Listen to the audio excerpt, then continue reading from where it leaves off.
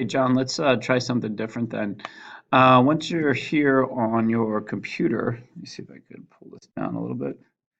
What you're going to do down here along the bottom bar, you have a folder here. Looks like this.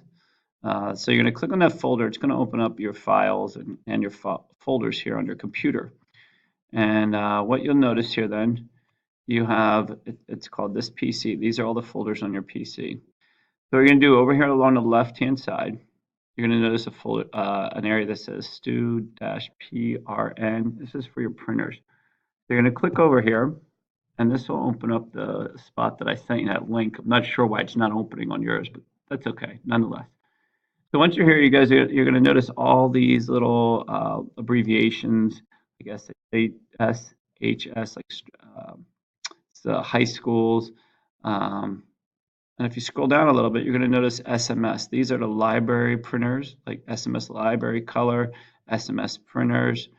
You'll see Tech. You'll see mine. You'll see the one right next door to you, the D144 also. So you can right click on this. So let's say if you normally print here to the library on the library color printer, right click on it and just go to connect, and you'll see it'll go through a little process. So it'll load that little green bar that you saw go by really quickly on a flash. And then you'll be able to add this printer as a printer that you can use.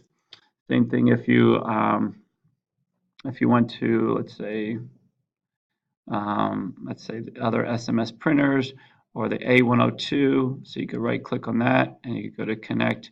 And again, it'll shoot through as a loading process like that. And then that printer will be available for you to print. So when you open up a document, or let's say if I even wanted to print out this email that's going to you here. Let's see if I can get up here to my prints. And it opens up my print window. Up here at the top, you could change your printer and you could select the one that you just added. So let's say if it was D144 or the color, whichever one it might be. Let's say if it was a library color, I select that, and then obviously go through your print process as normal. So hopefully that helps you out.